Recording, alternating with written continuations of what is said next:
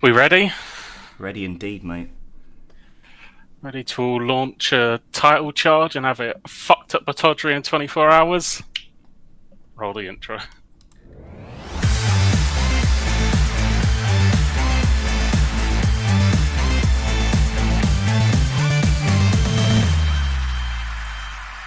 Good evening, ladies and gentlemen. Welcome back to the Football Booth Podcast, episode 11. My name is Fennan, and joined alongside me a man I'm always looking forward to seeing on a Wednesday night.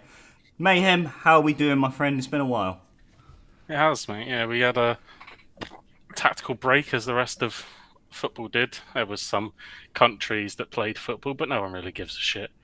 And now we're back into the thing that people care about, probably care about too much. I was yeah, I had to drown my sorrows last night. Um, Oh, mate, I'm I sure know. that I know. we'll get into it. Yeah, we'll definitely get into them, and they've been courtesy of late goals. Some for the positive aspects, and the others for the negative, of course. But we're getting into that Christmas season now, where it'll get to the point where the schedule starts to ramp up, the intensity starts to really get going with the Boxing Day schedule and playing 2 times a week more often. But I mean, like you said, you were drowning your sorrows last night. I think you sort of set the wavelength for this episode already. But I mean, let's go back to Saturday, because I know initially at first you were thinking it was a very poor result, undone by a late goal from Motherwell. But then, of course, you did have Rangers that did drop points also against Aberdeen on the Sunday. And then, so that kind of balanced out. There wasn't really any points lost or gained. And then, of course, there was the disappointment of last night with Lazio with 2 late goals. But look, Mayhem, the stage is set for you. Start where you feel best. And please share your Yeah, thoughts. Saturday was it's one of these weird games that over the last few seasons we've played maybe not to a level all above what we were playing on Saturday, but we just got the job done. So no one gives a shit. Mm. If you run out and you win that game 2-0 or 2-1, people go, "Oh yeah, look, it wasn't great, but 3 points and up the road." That didn't happen. And we've just been flat, and that's the problem. I don't know if it's we're missing Hatati, or we don't have the wingers. Kyogo seems to just not have that same enthusiasm that he's had for the last couple of seasons. I don't know what kind of, is Rogers asking him to do something could be a bit different, and that's affecting him, his press and getting on the end of things. But yeah, Motherwell obviously comes, sat in. We're always going to make it tough, and did it pretty well without us ever really, you know, playing any kind of incisive football that was going to cut them open. In a couple of chances that on another day we take, um, but nothing where we really clicked into gear. And I think that's you hate to keep coming back to it and back to it and back to it, but it's the level of recruitment. Really Yeah. in the summer, the only player that you can say has the potential to go on and be a successful purchase is Palmer. Is Palmer an upgrade or on the level of Jota? I don't know. Probably not. But maybe it's a bit too early to rate the boys. Obviously, a different player in terms of taking people on and that wow factor skill moves. He's not Jota, but he's had quite a few goal contributions. He obviously misses the first penalty on Saturday, so hopefully that hasn't knocked him too much. But just didn't look like we were going to score. That's the sad thing. I mean, it was Motherwell at home, uh, and we just looked off it. Just not there. Obviously with Abada to come back at some point, Maeda to come back at some point, so that there's people and Hatati to come back. So there is various parts of the squad that is missing, Yeah. but we should have enough to get past Motherwell. Yeah. And No, I agree. But I know what you mean. Like when you're missing key players, there's always that sense of caution where you can't play as expressively as you'd like to. Yeah, Rio is such a unique player that so when you don't have him, the balance is completely offset. Um, so there's no one quite like him. You know, Bernardo isn't, Turnbull isn't. There's no one like him that brings that X factor, that brings that passing range, that frees up O'Reilly to go and play in these positions. That's allowed him to score a ton of goals this season. So that's a problem area. Um, Again on the wings, it's just there's no depth. Yang, I just don't think the boy is it. You know, that's the honest truth. Um, and Palmer, he's not really one to get to the byline. And then you've got Greg Taylor, that's not one to get to the byline. So it's all kind of cutting in field and putting it back into a really congested area. So there's areas that you've got to seriously knuckle down at and look and prioritise for January. But the important part now is putting ourselves in a position to make sure we go into January as strong as we possibly can. Yes, it was a poor result, but it is made slightly better by the fact that team across the other side of the city have pressure on them for one game and they shit themselves up Batodri, 93rd minute penalty. Yeah, That they need to it's dig having them it out. once again on the score sheet. Uh, Six penalties in the last seven domestic games, so fair play to them. They're good at it. And it is a penalty. I've seen a lot of people on Twitter, saying that no other team gets it, blah blah blah. But the Aberdeen defender's just utterly fucking brain dead for doing that to Connor Galton. That even though he's 6 foot whatever, he's clearly going to throw himself to the ground. He's just fucking brain dead for holding on to him. And as soon as that happens, of course VAR is going to be all over it. Of course it's going Yeah, to be yeah, awarded. yeah, absolutely. So you work your ass off for 93 minutes just to give them that route back into the game, but it keeps the gap as it is. So it's grand for us. And then last night, I don't even know why I put it on last night. I should have just avoided it. It was that is a that is as bang average a Champions League team in Lazio that you will ever get. I'd be surprised if they were to get if they were in the Europa League. I'd be surprised if they got past the last 16 in that. It is a bang average team. And for us to never really put them under pressure, to never really get in a position, to take the lead. Kyogo had that kind of shift in the box that he dragged wide, but just that isn't enough. And they bring on, Mobley, um, and he's in the right place, the right time for the first goal after a deflection, and the second goal, Liam Scales gets weighted in the box and he dispatches it. And on the balance of play, it was pretty even. They had a lot more pot shots, so the stats looked far more in their favour. But Yeah, I know what you mean. Yeah. Joe Hart really had to do nothing, hadn't had to Mm. make a big save. Um, so yeah, it was a tough one. They were bang average at Celtic Park, and we lost 2-1. They were bang average there. So absolutely hats off to whoever gets them in the knockout stages because they will absolutely fucking thump them. Um, but we've only ourselves to blame. The tragic thing is, obviously Palmer was suspended because of getting booked in Madrid. Maeda's obviously out injured.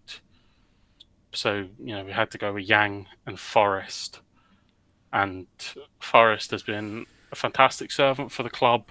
He's divided opinion his whole career, but 100 goals and 100 assists, and everything he's given to the club is absolutely commendable. But it is absolutely time for that boy to move on. Exactly. And And that's what I mean. Like it's just like one end of one end of the stick to the other. Where you got Forrest, where you just feel he's past his peak. He can't perform at the level that he used to be able to. And then you got Yang, who still proves to be very raw to playing on the biggest stages in football. yeah, Forrest he just has no pace. I said this last night, and to a fella, and they laughed at me. But honestly, anybody, and I do mean fucking anybody, that can control a football and pass it could have done what James Torres did last night in a Celtic top. Like he just didn't have it. He shouldn't be playing at that level. He struggles domestically in Scotland to produce a performance. Yeah, and it's So the he same should. thing with Yang as well. Like you said, again, like he proved to be, you know, non-impactful in that game against Motherwell, and so when you're putting him in, and I guess, like you said, like injuries come into play, suspensions come into play, and so you're kind of forced to turn the hand of, deputising the likes of Forest and Yang, and they're two very weak options for Celtic. Yeah, we were. Just baffled me. Yeah, You look at you look back on Saturday and the goal that we concede. Could Joe Hart do better? Joe Hart's had his critics, and a lot of people thought he should have been replaced in the summer. He wasn't, but I mean, Joe Hart can do nothing with the two goals that go in. And last night one of them is literally a deflection fluke that lands right to Immobile, and the other one, he's 7 yards out. The keeper's got no chance. But when you go into these kind of competitions with the likes of and this person, the difference between this person and James Forrest is this person's actually very good for us domestically most games, Greg Taylor. But when you go into a European level competition with the likes of Greg, Joe Hart, absolute squad bear, thin.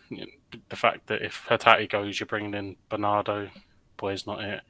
I mean, you get a suspension or an injury to a winger, you're having to play James Forrest. I wouldn't. I would be worried about James Forrest playing against Bucky Thistle when we play him in the cup. Never mind. Never mind fucking Lazio. Like there's just that there's a time to just say I'm not at this level anymore. He had his testimonial, and that was the point to walk away. And if the club wasn't going to do it for you, do it so you leave with There's that stupid cliche, where if you stay long enough, you see yourself become the villain from the hero or whatever it fucking is. But that's where he's gone.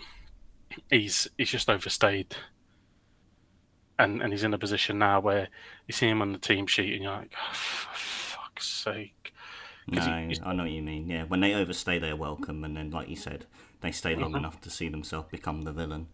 yeah, it's just gone. He's done. The club has penny pinched. No surprise with Peter Laurel back in the place. It's in turmoil with the fans. You've got Rod Stewart sticking his fingers up to fans walking into the stadium. He can fuck off. Wow. He can fuck off and all. Fucking rat he is. Fucking turns up on padded seats for the big games. No, I ain't do one, man. Fuck yourself. Like you're Sir Rod. That means you took a knighthood off her away down the road, pal. Yeah, exactly. Yeah, it doesn't even sound convincing when it comes to January with, going into the market. You feel that Rodgers won't get as backed as he should, because it sounds like, first team options alone, there's definitely room for improvement.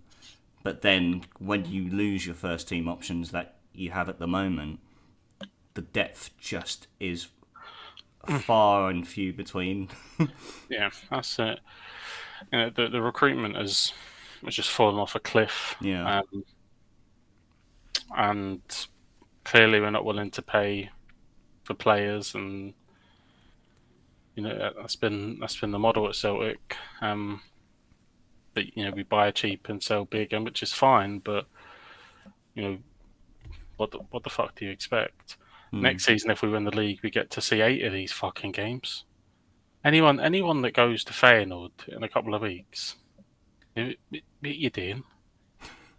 Like, what the fuck are you doing? It may as well be a friendly. Yeah, no, I know what you mean. Maybe what's the point of putting in a performance then? I mean, won't even turn it on. Couldn't give a fuck about it. Absolute dead rubber. Yeah. Like it's fucking pointless. We should rage quit out of it like we're playing FIFA and give Feyenoord a 3-0 win and not bother fucking turning up and Joe rest Hart up. own goal first minute. Just do it. Try and give fucking some fitness back into the legs of these boys, because they clearly seem to be running to the fucking ground because they can't break down Motherwell. So, and it'll be typical Celtic to produce a performance and win the game when there's absolute fuck all on the line. We Yeah. drew with Atletico at home. Should have beat Lazio, didn't. Choked and got beaten the last minute. Feyenoord away, they were nothing special. This is a group. Look at this as a Champions League group. This is a group that we should easily have got third in, if not been in a position going into the last, match day 6 with an opportunity to get into the Mm. knockout stages. Because Lazio are fucking honking. Like, do not let's not dress it up any way, shape, or form. It is a poor team, and we've lost to them, so we're an even poorer team. So Yeah, Immobile really is the only relevant outlet that they have. Luis Alberto probably is the other sort of Alberto, big-ish name, yeah.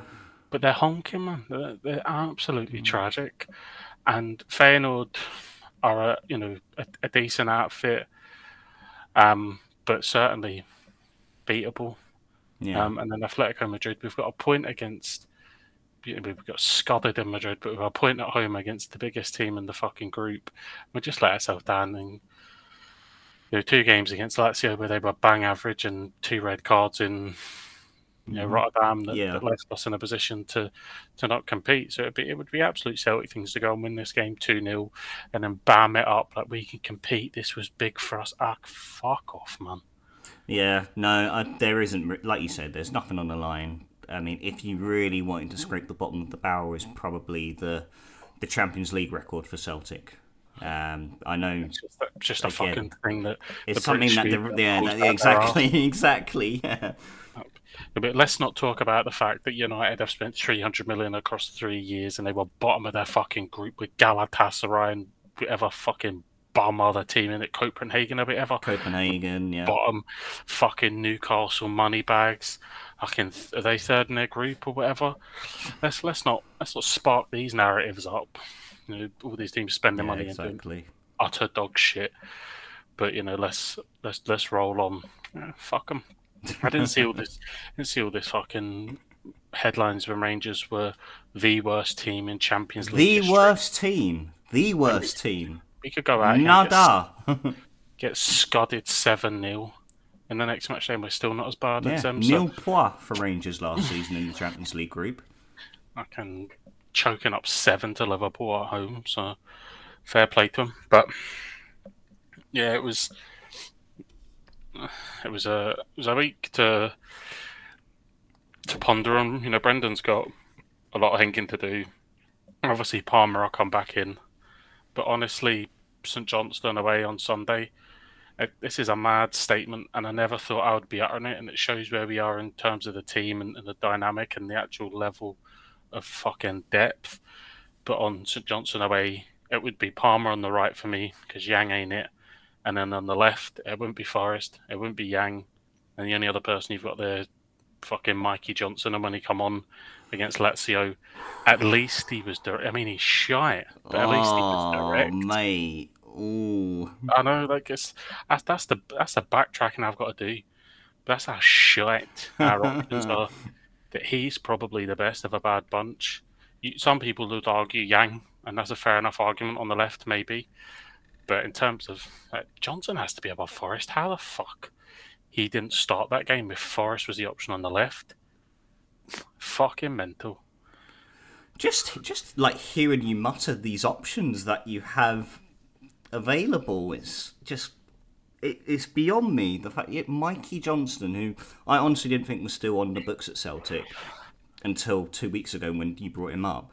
James Forrest, like you said, passed it, had his testimonial, was the right time for him to step back and give his farewells. And then, like you said, where you got the likes of Yang, just not it. Maeda, obviously he's out injured at the moment, but then even when he does play, he works hard, but then at the same time, his end product lacks completely. And Yeah. then again, like I think past that, you've got that Marco Tilio who's still out injured. Haven't seen what he's going to be like. Well, he come on in the Motherwell game. Oh, he Very did play. briefly. Okay, He come on very briefly. Hard to hard to hard. assess right now. Yeah. Yeah, and to be fair, shows how long he's been injured because he didn't even come into the forefront of thinking. But actually, now you've said that, scrap Mikey Johnson and go on the bench again.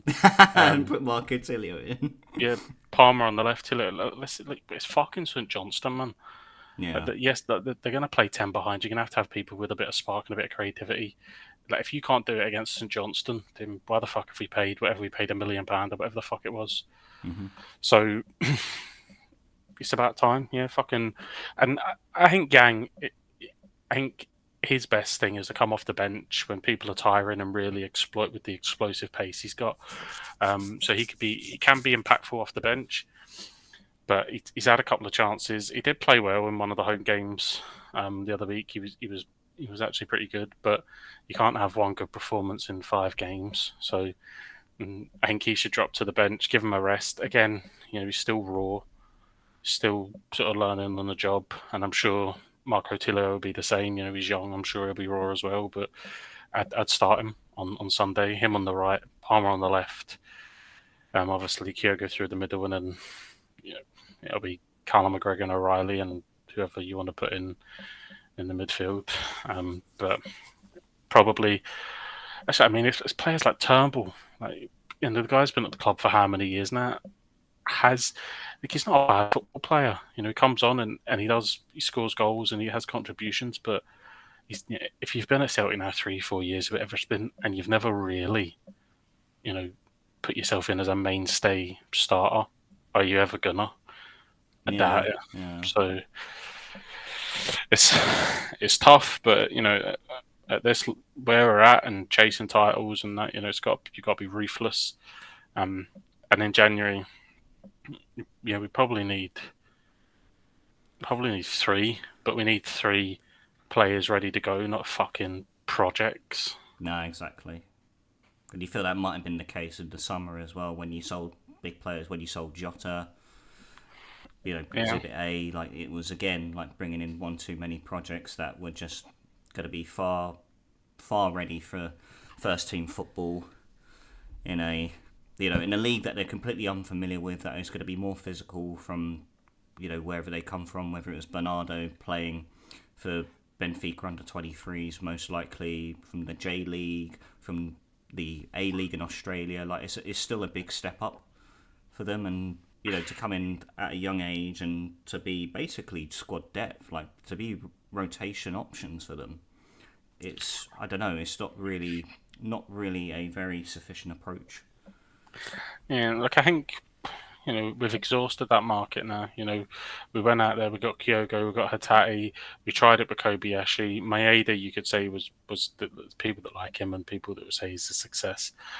But you look at the other ones. You look at Yang, Kwon, whoever the defence mid was that we signed that appeared in a pre-season against Wolves and has vanished. Um, Iraguchi, that's now left the club. Um, Okay. Awata, that seems to come on every other domestic home game. There's only so many times you can go back to the same well. And look, we got Kyogo out of it, we got Hatati out of it, Maeda even. That's fair enough.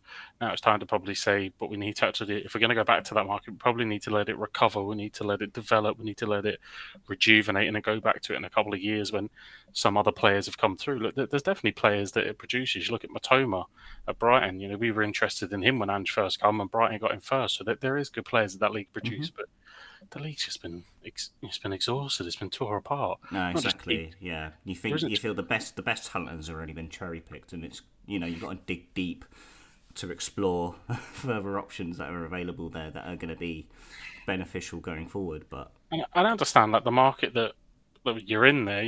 We're heavyweights. You're saying that we'll give you 3 million, and they're fucking buzzing yeah, about that. But we've got to go and find other places to pull people in from because we're struggling with the injuries that we have. We need people that can come through that are hungry. That there isn't that big a drop off when Hatati falls out of the team. There isn't that big a drop off, and that's what we have at the moment. And it's been tough to get through. Um, yeah, but saying all that, we still are whatever 8 clear, I think it is. So yeah. I they think do Rangers still have a game in hand as well? yeah, they have a Yeah. game in hand. Okay. So we've just got to keep going. Like I said, we're coming into the busy Christmas schedule now. This is make or break for the No, exactly. season. It will finish on the derby, and I've always said, once you come out the other side of that, you really know where the season's at. So Yeah, I mean, one last question before we move on. I just wanted to get your take on what's the jury's take on Brendan at the moment. Is he deemed responsible for recent results? Is he deemed responsible for the performance in the Champions League? I think it's harsh to go too in on him in the Champions League because you know we see the 2 seasons when Ange was here. European football Mm. was difficult for him to be successful in, and that was when the team was flying. Brendan hasn't been backed in the way that I think we expected him to when he come back. Um, so Champions League's difficult in terms of in the league. We've had a couple of disappointing draws. Um, we are top, even if they're in the game in hand with 5 clear. We've been to Ibrox with 1, so it's just his style of play. We were so used to this all out attack approach that Ange brought in. It does feel like the team's regressed a bit. I think that was naturally going to happen though because the last 2 seasons were so good that there had to be a natural regression at some point. Being unbeaten going into December, that isn't bad whatsoever, but it's just the way that we've played in games that we haven't won, the way that we've given up goals. The likes of Motherwell and wasn't able to break down St Johnstone at home, and times like that. Going out the cup early, away to Kilmarnock. There's certainly things there that would spark, would cause a few people to probably have a different view on Brendan, and such as they're right. I think he's done okay, um, and I think he'll really be sort of marked, like I said, coming through this period, the derby at home, and then what can he get done in January? Can he put a stamp on this team and make it his own? Is there players out there that maybe thought they would get a bigger club in the summer, didn't get that move? Other people that we can go in for? The big questions really is, can we keep the likes of Matt O'Reilly? How long does he want to keep getting beat by dog shit Lazio teams in Europe? So hopefully we can keep him through January. Hopefully, keep Kyogo, the likes of Cameron Carter Vickers and people like that, and add a few more, and then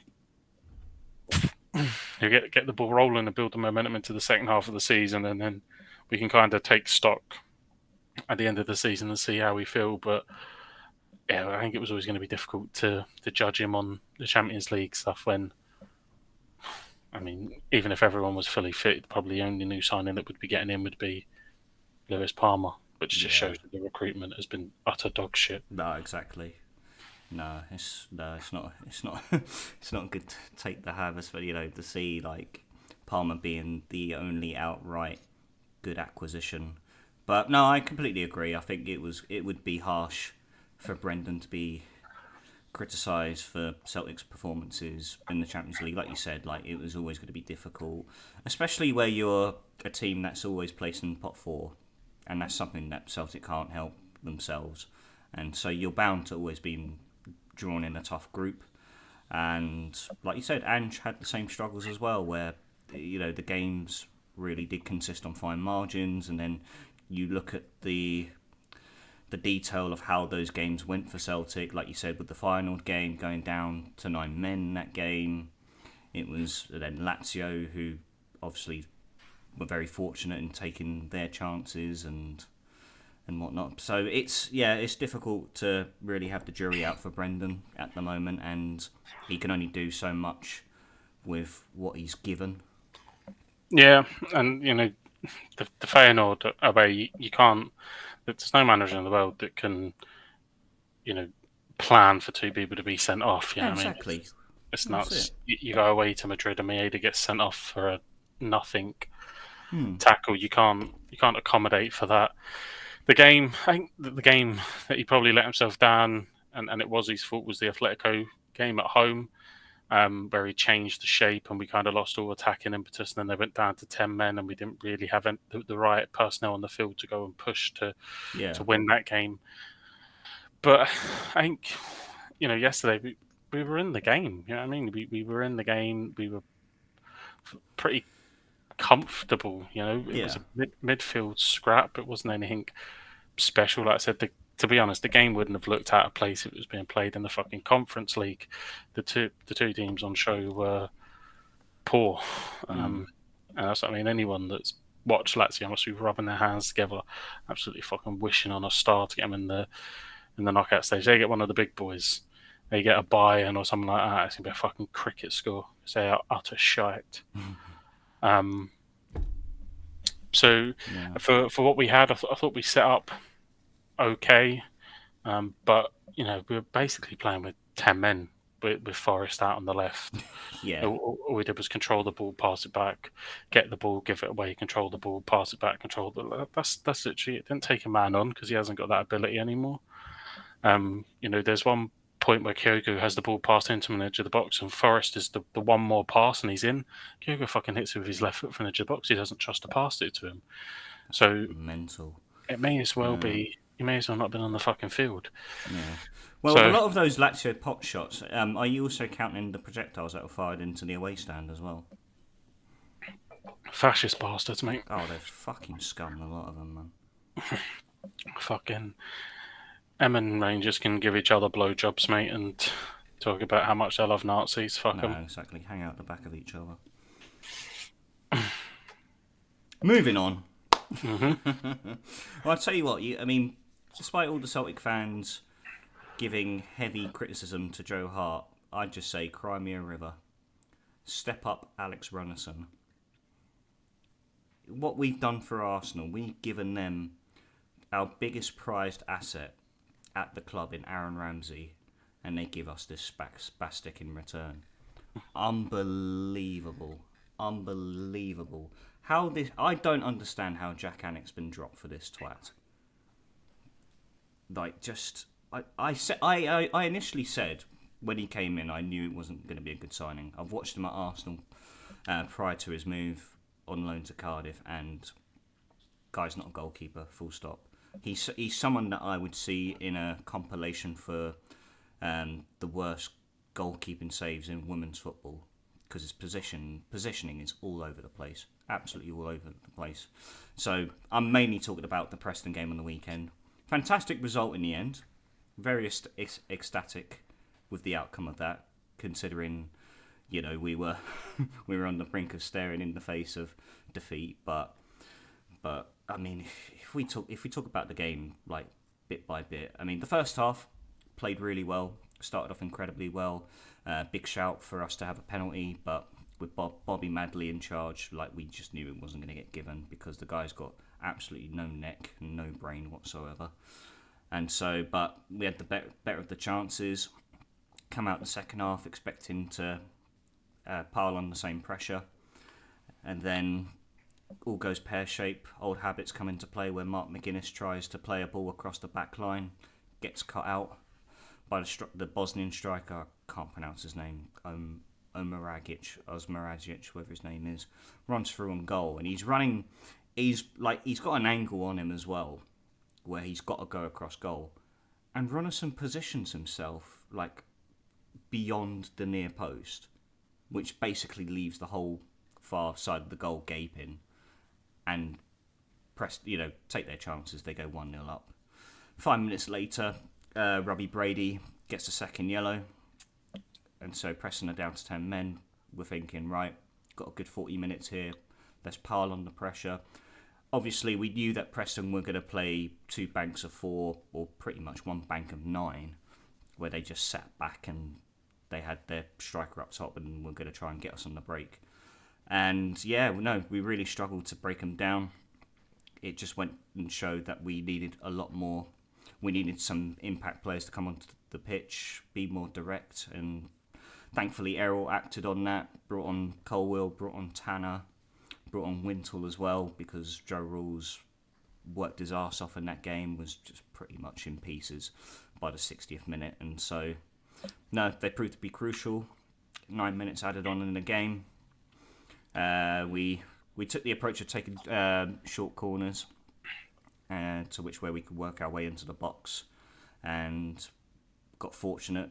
I mean, I would have said Carlin Grant finished excellently, but the ball's basically struck against him and it finds its way into the back of the net. And at that point, it's like, okay, point away at Preston, who are playoff opposition, good result. But then with still 3 minutes on the clock, we can go and easily push for one more against 10 men. Got them on the ropes, let's fucking go at them. Again, earn ourselves another corner, play it short, play it to Wintle, picks out a fantastic ball to the back post where Ugbo is completely unmarked, diverts his header beyond Freddie Woodman, and just sends the away end into limbs and gives us the 3 points in the end. And brilliant result, gave us some great momentum going into the game last night against a West Brom team that have been in rich form as of late, especially after Saturday where they picked up a 2-0 win at home against Ipswich, who we know have been unbelievable so far this season. And to be honest, there's games like this where you just got to put your hands up and say that West Brom were the better side. That was exactly the case. I mean, again, it was like similar first half as it was against Preston, where we had the better chances. Josh Bowler has a really good opportunity where he dances beyond 2 or 3 players, and then he just can't divert the ball from a tough angle beyond the keeper. And again, more penalty shouts for handball. NG whips a ball in from the left flank. And then there's a handball from, I don't know if it's Kipre or Bartley, one of the two. Doesn't get given. And then there's a few other shouts you can give, but again, they're very, they'd be harsh to give if I'm completely honest. But Cardiff Twitter did go pretty mental about them. But I felt we were up against it initially anyway. We didn't have Jeremy Lou Collins for the game due to him getting 5 yellow cards after the Preston game, and then Carlin Grant being ineligible against his parent club. So it felt like, again, as you experienced with Celtic, when you have to turn to other options, you feel that the whole mentality and the whole way you play changes completely as well. And then the second half came and West Brom were just absolutely ruthless. It's a fantastic goal, I must say, from Jeremy Sarmiento, who cuts in on his right. I'm screaming. I'm literally screaming at Josh Bowler, don't let him cut in on his right. This is what he has done the whole of the first half. He's all one-footed. And he's given him that opportunity, cutting on his right, and he's just pinpointed the ball into the far top corner. Really good goal. Got to give him that. And then from that point onwards, we really, really struggled to get at them. We struggled to really muster any opportunities, get the ball forward. It's obvious that the way we play now, we're not as direct as we used to be, and so trying to play out the back with an overload against you just proved to be completely non-effective whatsoever.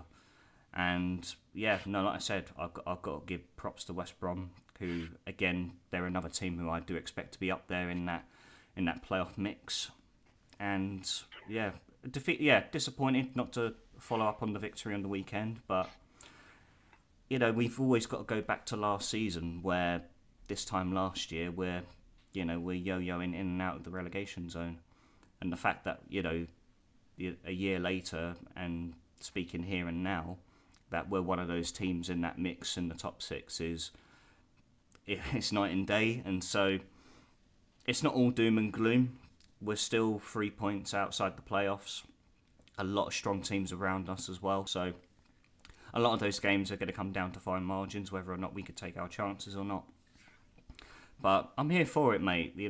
Things, like I said, it's not all bad at the moment. Like I said, West Brom were excellent in that second half, thoroughly deserved the 3 points. And we go into the Christmas period now. Going to be hectic. Got some big games coming up. We go away to St Mary's on the weekend against Southampton, another tough opposition.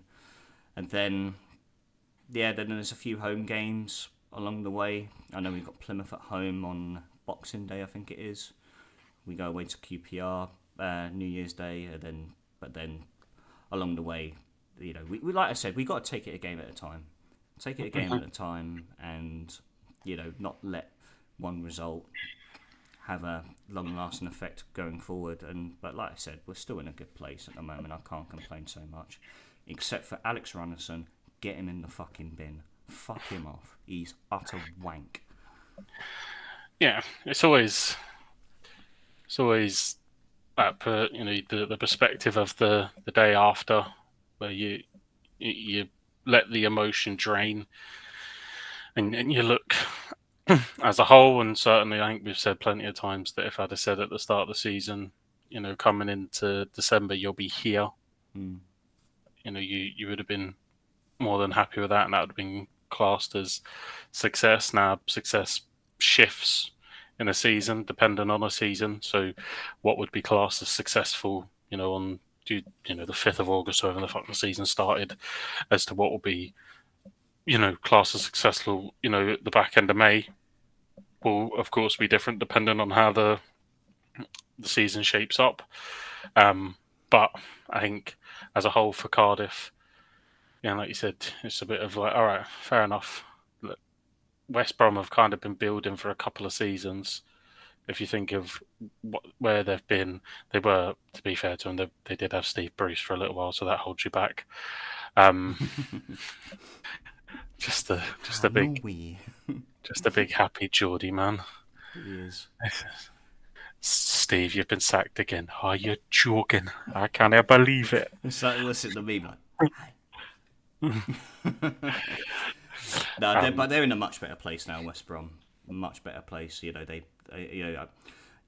work with a West Brom fan as well, so of course I'm how the gonna. fuck do you work with a West Brom fan Mate, you. I tell when you, you mate. live in you Honestly, live I in know, I fucking know. Sweden? Yeah, he's lived in Sweden for God 20 odd years now. Yeah, he's been here for a while. He's a Yeah, West Brom fan. yeah, Jesus. yeah. So I had to face the music this morning at work. I I thought, don't right, think I don't think I've ever met a West Brom fan, have you never met? I've met two here in my time in Stockholm. and I've been to West Brom away. That's mental.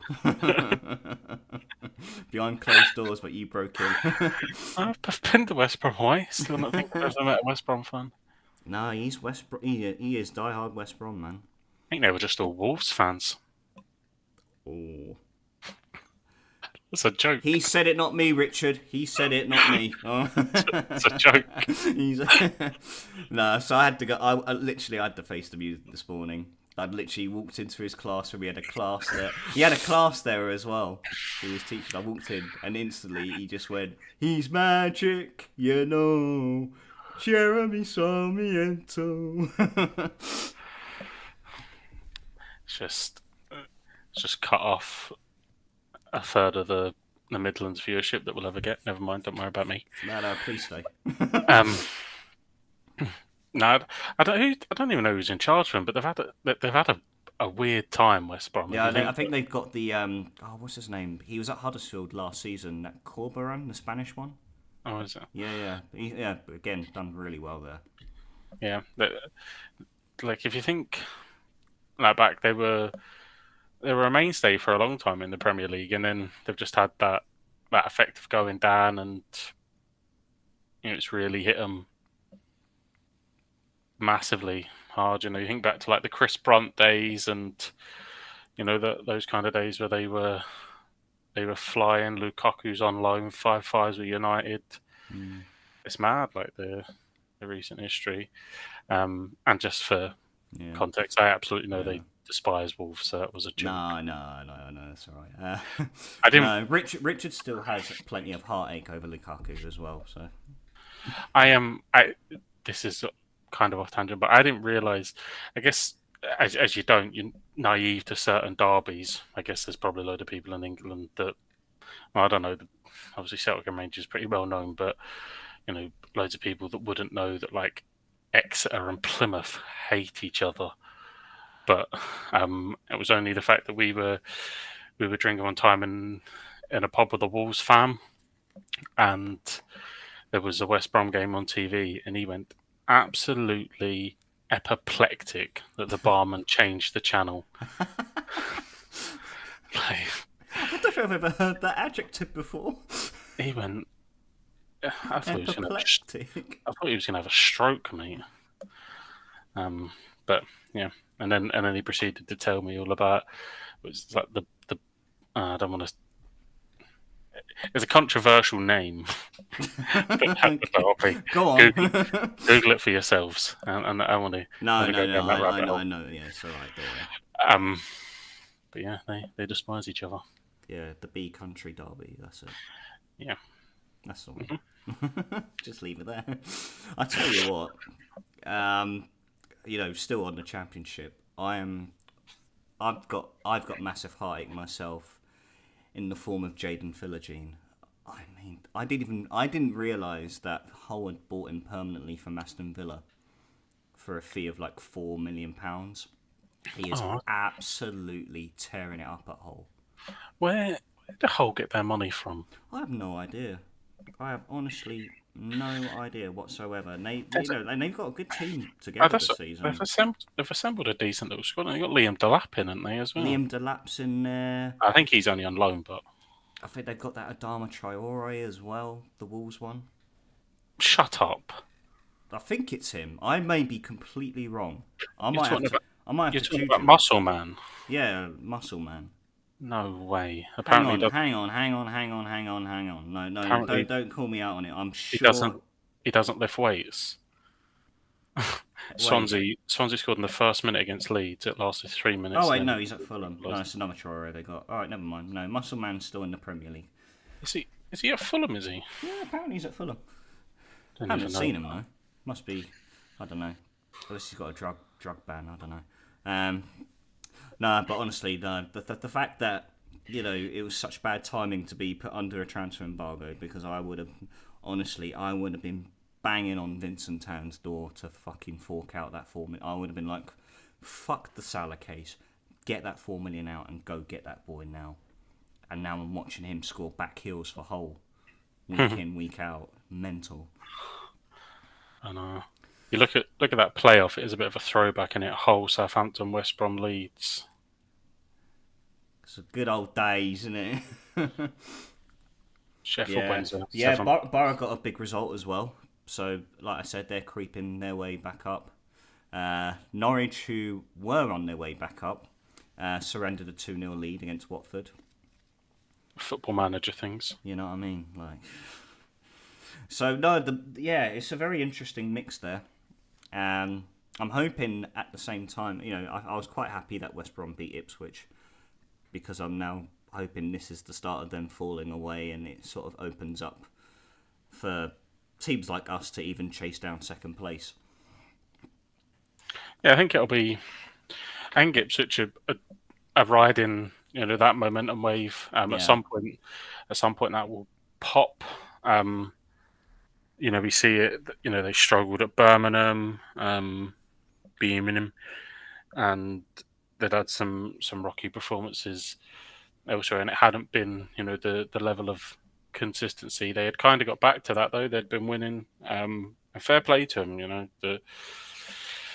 It's they've done really well, really, really well. I don't think we've seen a team in the Championship perform this well since probably Southampton. Southampton under Nigel Adkins. Yeah, Yeah, that like when they come up, that was mad. When is the derby? That's got to be coming up soon, isn't it?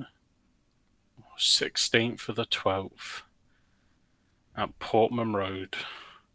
oh, that's got to be on the box. That's got to be put on. That's got to Yeah, be put on Sky Sports Play. No, I'll be watching that 100%. That's quite a feisty derby as well, Norwich oh yeah, Ipswich. Yeah, they hate each other. They they have got so across the Christmas period. So like the 16th, they obviously play Norwich at home. Then they're away to Leeds. Then they're at home to Leicester. So there's a difficult couple of games on the balance there. But Norwich's season is going to compile of trying to stop Ipswich to get promoted. That's when you're the shitter of the two sides. you're not wrong. So That's half of Norfolk just unsubscribed. Happy day. yeah. Don't worry. We're just basically losing basically any sort of viewership from the Midlands and Cambria, basically. I bet it's fine. We've got a big influx of Wolves fans and a big influx of Ipswich fans, so it's all right. Balances itself out. Well, I've got one West Brom fan, probably not anymore now, but It was a joke. It was a joke. it was fucking joke. Um, but yeah, no, Championship spicing up is always good. Yeah, it Like is. I'm the enjoying it at the derbies, moment. Absolutely enjoying it. derbies are far better. Like that at that level, like proper passion. Yeah, You don't get it in the Premier League. Like, no. It's too commercialised now. don't talk to me about the North London derby. Either. Shut the fuck up. No. So like those proper grudge games, like the South Wales derby, Norwich Ipswich. It's just fights. It's a shame that Sheffield United. Well, not for Sheffield United. I'm sure they're happy that they're up, but it's a shame that as they went up, Sheffield Wednesday obviously come up as well because that's always like the Steel Yeah. City derby is They're always not tasty they're as not well. having a good time at the moment, Sheffield Wednesday. They're staring in the face of League Two next season. They're staring in the face of their owner being a ball bag. And that too, yeah. Requesting 2 million from his fans. Fuck off, man. Hmm. Absolute shit house there. Anyway, right, let's move over to the Premier League action. Let's start off with the big crunch game on Saturday, the early kick-off between Man City and Liverpool. 1-1 in the end.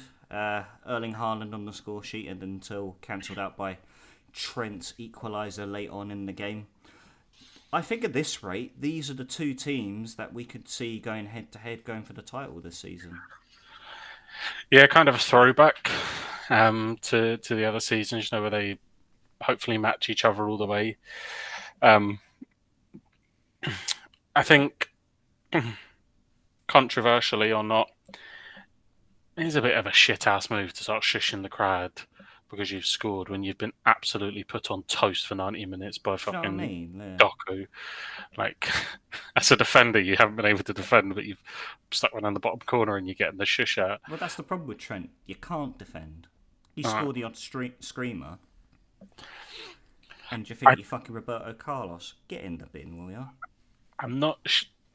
I could understand why City would be aggrieved at the whole Allison piece, the foul that was given and the goal that was disallowed. I thought it was soft. Yeah, Um, no, it was soft. Really soft. so I could if it was against Celtic, I would be fuming. Um, so I can understand them being aggrieved at that. Mm.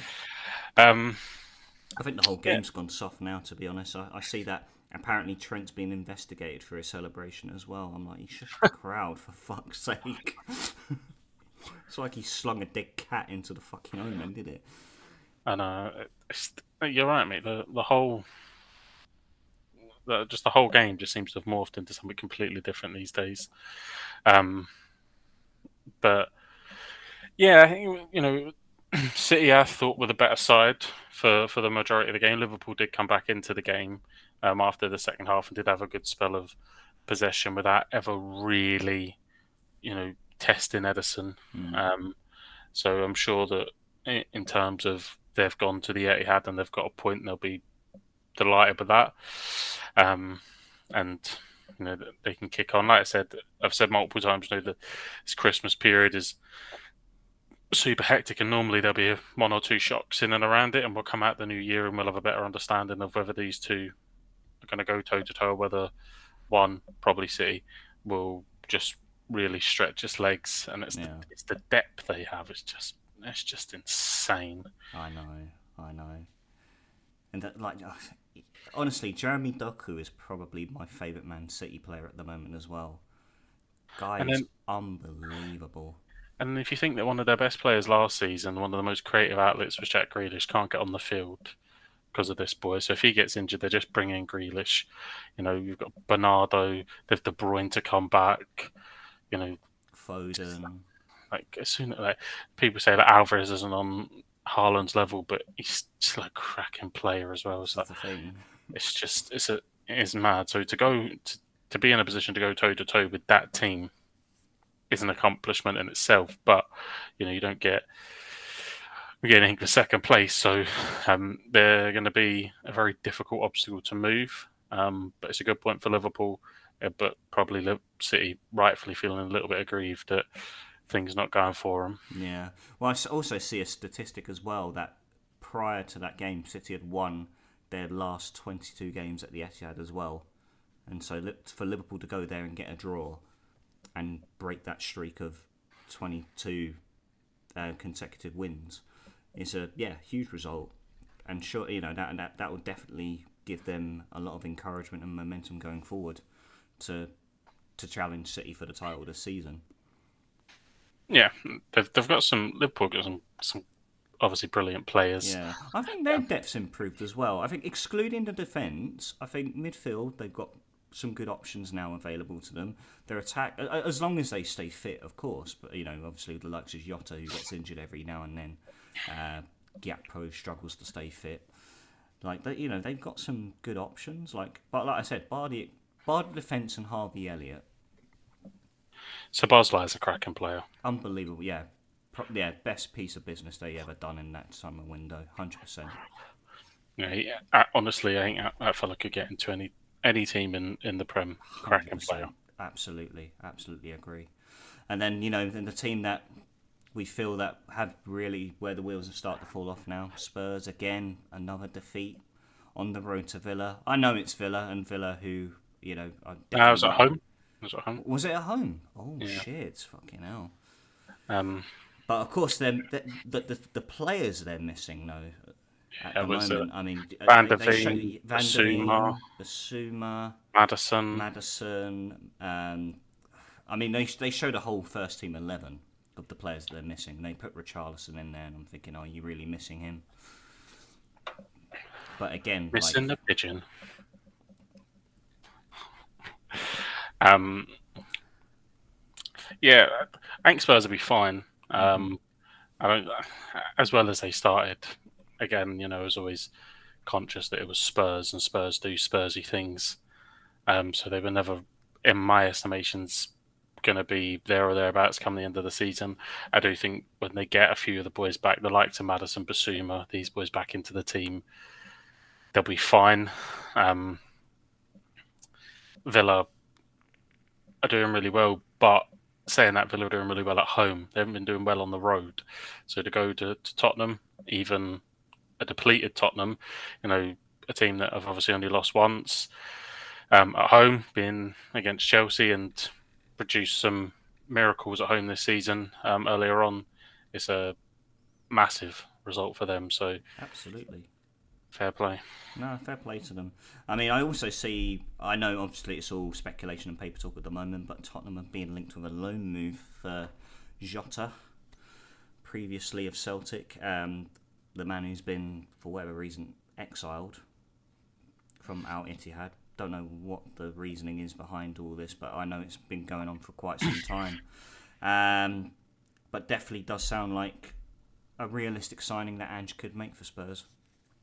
Yeah, I'm trying to think who they play on the left, or what options they have. I think he's another fella that's injured, that Solomon or whatever. Mano Um, Solomon, yeah. Potentially, fair play if if he ends up there. Um, yeah, I think he's cracking, and they'll enjoy him. So yeah, I don't know the ins and outs of what's happened, but No, I don't think any of us do, to be honest. it's that ex Tottenham manager out there, isn't it? The goalie that just seems a bit of a ball bag. S S begins with E. Oh, Nuno Santo, yeah. Yeah. Yeah. So I don't know, something just hasn't clicked there, and yeah, but then again, to like completely exile a player from the team, if they think they're not deemed good enough, is a bit harsh. the fucking Saudi league. You know what I mean? Like, no, he clearly is. Like, and this is clearly why Nuno Santo didn't get the time at Spurs. But like you said, great result for Villa, especially away from home. Like you said, they have struggled on the road this season, but it's a big up for Villa. But yeah, Spurs, not having a good time at the moment. They'll be hoping to turn their fortunes around sooner rather than later. The defense is such a pivotal piece. Yeah. So Van der Veen was probably the biggest injury, and that Yeah. looks mega long term. It's such a the way that Ange builds up. It's so pivotal. It's so important. He needs that like carryover, tick over player that he had. Callum McGregor, that was Basuma. He was missing. These are such integral parts of his play, and as Spurs fans watch it over and over, they'll understand just how important these are and Mm-hmm. why Ange will default and play these players and play these players and play these players because they're his guys. And then that causes a little bit of disjointedness when other people have to come in. The likes of like Højbjerg, he's not an Ange player. I'd be amazed if he's there past the summer next year. But he's having to play this Eric Dyer. Amazed if he's still at that Yeah, club post the summer next year. These are just not Ange players. Harry Kane probably left, one because he wanted to go, two because they were getting a good fee for him, but three, I said all along, he is not a Postecoglou player. And mm-hmm. Postecoglou will prefer to play Son up top and hit that press. Yeah, So absolutely. Jota is his boy. You know what I mean? He knows his style inside out. I imagine they'll probably get that done fairly cheap as well because of the way that he said he's exiled and that. Because he's on a hefty wage out there, so I don't think they'll be paying all of that, but we'll see. He's smashing it out there at Bayern as well. Harry Kane, just Yeah, breaking records for fun. Mental. But look, moving on, a team that was very harshly undone by last night against PSG in Paris, and did incredibly well this past weekend with a 4-1 victory over Chelsea, a team that had been looking for, like, they've been up in form as of late. Obviously, they got the 4-4 draw with City, and they still find themselves 10th in the table. But Newcastle absolutely blew them out of the water. yeah. Trippier their captain really stepped up, and it becomes easier to a degree when someone gets themselves stupidly sent off, and Mm. Reece James did. But that really doesn't take anything away. Anthony Gordon was fantastic from, and they rightfully dispatched from Thiago Silva, obviously making a mistake, Jolent, and getting on the score sheet, and massive result. And they've done that a few times, Newcastle, where they get a big result and you think, right, they're going to kick on, and then they falter and stutter because they're having to play so many academy kids. I think they really come into their own at St James's Park. I think with the level of injuries and the lack of experience, there at times I think they struggle away from home. We see that at the likes of Bournemouth in recent weeks. So it'll be again for them about getting people back, especially across the Christmas period, and trying to find a little bit of consistency. But they've some absolutely class players. I didn't see it yesterday, but I did see a lot of people talking about Yeah, the late penalty. very harsh handball, really harsh handball, very soft to give. But PSG being PSG, you got 8 of them surrounding the official, ordering them to go to the monitor, and ultimately it gets given. But before prior to that game, like, I thought a point for Newcastle would have been great, but of course a victory would have put them into a strong position getting out of the group, and so they have it all to do against. Is it Milan? They got to play at home in their final game. Yeah, I think Yeah, so. because they played Dortmund twice, played Milan out in Italy, and then they played PSG twice as well. So they've got it all to do against Milan. But they've been fantastic this season. Like you said, they got some outstanding players.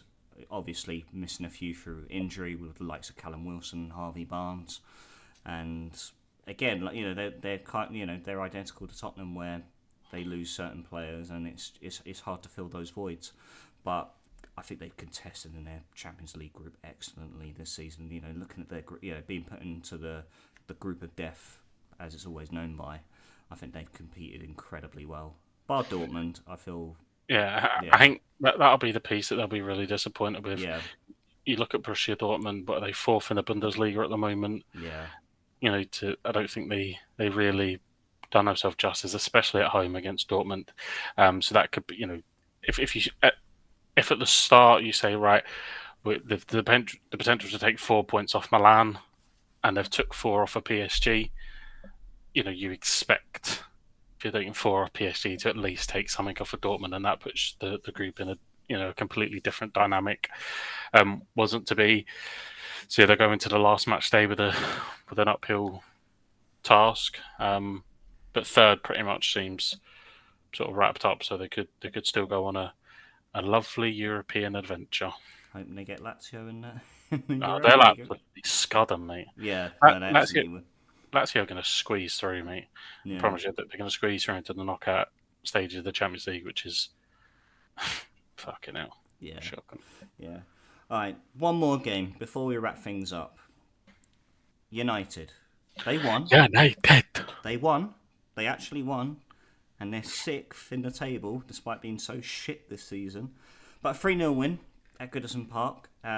Really good result, actually. Everton have been playing pretty well as of late. The biggest talking point is, of course, the Garnacho bicycle kick. Tapping. Yeah, nowhere near.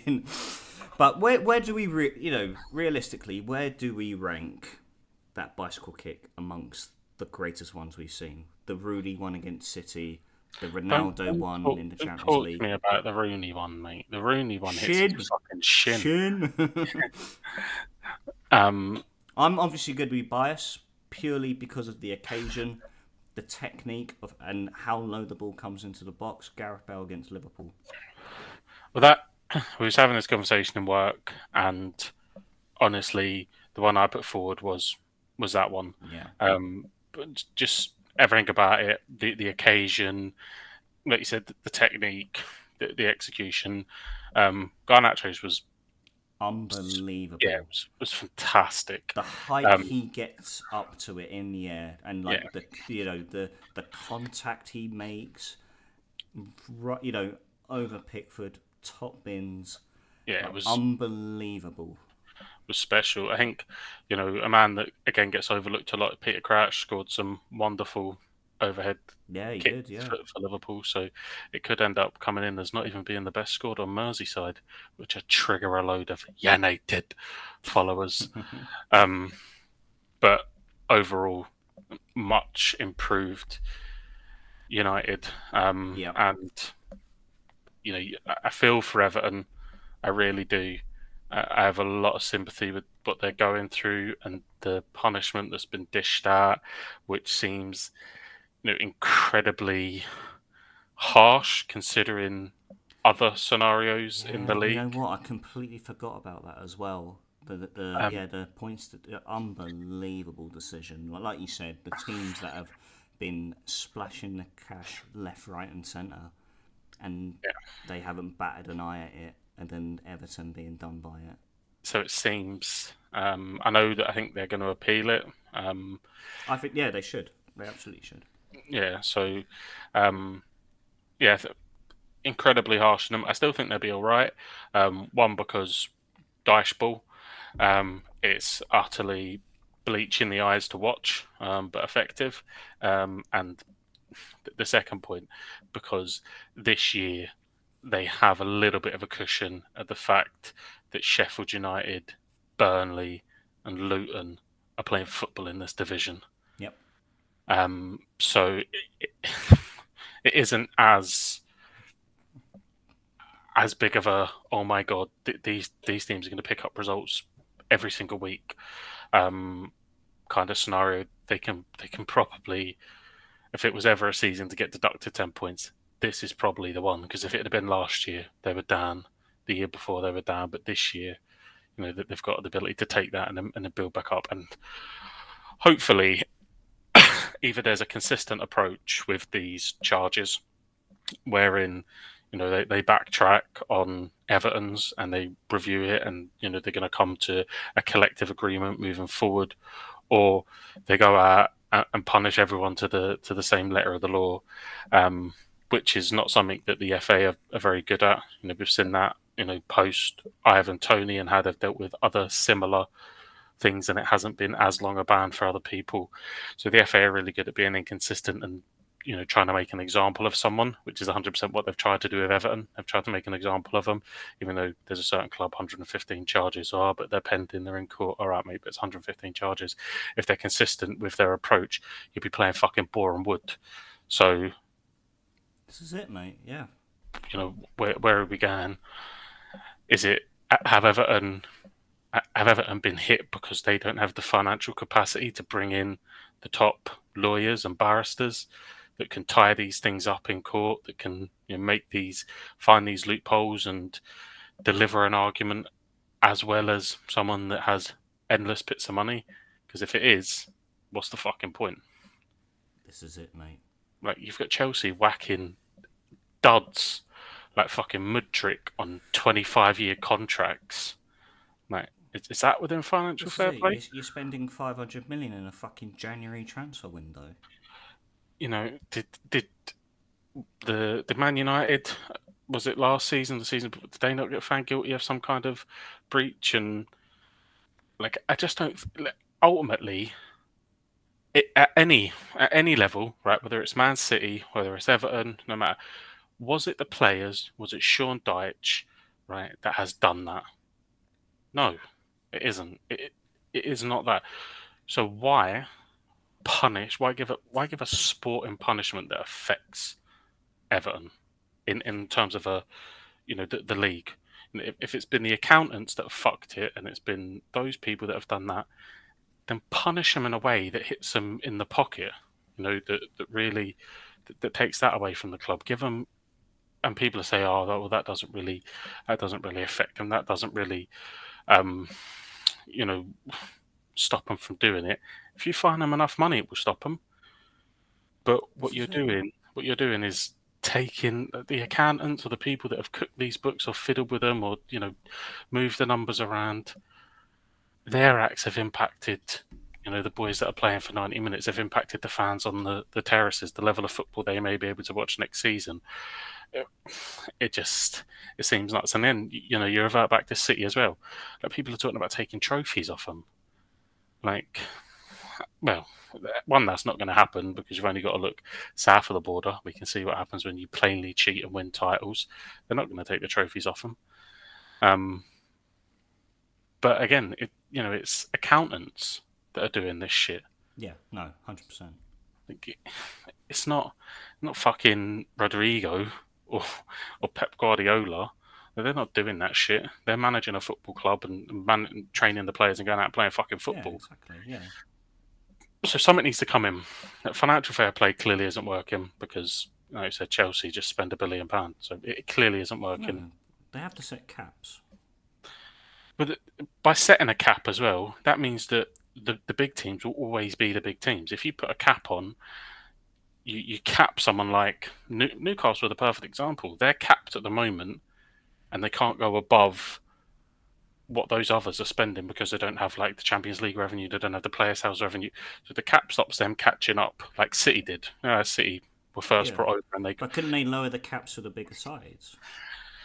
well, I think that there just needs to be something that's a little bit more personal. That Mm. there's a team, or there's a role created that independently reviews and understands what is happening at each club level. Whether each club appoints someone that does that and has a specific role or Yeah. whatever, but something needs to change because we're punishing Everton for a slight breach, 10 points. What was it? Five of the clubs tried to fuck off and leave this league. They just tried to absolutely fucking peace out. See you later. We're going to go get £1 billion to play in the Exactly. Super League. Nothing was done. Oh, no, you're just staying. That's all right. So, I mean, what's the point? Oh, what's the point? Everything's fucking inconsistent from top to bottom. Financial fair play, VAR, the FA, FIFA. It's all an absolute mess. VAR. Yeah, no. Mental. No, it's not even VAR the problem with recently, it's the actual officials themselves. I still can't get over that Slovenian twat in that Wales-Turkey game. Absolute cockwank he was. Unbelievable. Yeah, coincidentally get given a Slovenian official when Croatia have to win on the night. Wanker. Anyway. Mayhem, what a pleasure it's been. What good to be back. Good to see you again. Hope hope everything goes well in the family household. I know you put your Christmas tree up. I don't know what's going to be the rest of your evening going to be like. Mm-hmm. By the way, whose idea was that to put the Christmas tree up in November? I mean, not mine. Good. Just leave it there. I know it does seem early. Oh, just a little bit. I mean, 1st of December, no problem. I was referred to as a Grinch for pointing out that it seems early. Yeah, that's the way we live in, mate. I had the kids up the other day for the town turned on the Christmas light. There was a fucking Santa there. So we're a month away. How are we meeting Santa? We're a month away. What are you doing, mate? Cost of living. The cunt's out a month before. For fuck's sake. Got work to do. Okay, now, mate. Oh, You're not meant to be with the elves, because I've been trying to sell here that you're busy for the next month and you're watching. Why the fuck are you here? slacking, mate. Work smarter, not harder. Anyway, yeah, good to be back, mate. Can't wait for next week to see what unfolds. And we haven't got international break until March now as well, so we can actually get back to recording every week again. Thank fuck. Thank fuck for that. I've been having withdrawal symptoms as of late. Anyway, good to be back. Ladies and gents, thank you very much for tuning in. If you are new to the Football Booth podcast, you can check out all our other episodes over on audio platforms such as Spotify, Apple Podcasts and Audible. If you'd like to catch the live recordings over on YouTube, go on over to the Football Booth, like the video, subscribe to the channel if you're new, leave your comments down below, and ring that bell for notifications. Until next week, ladies and gents, I bid you all good night and a star.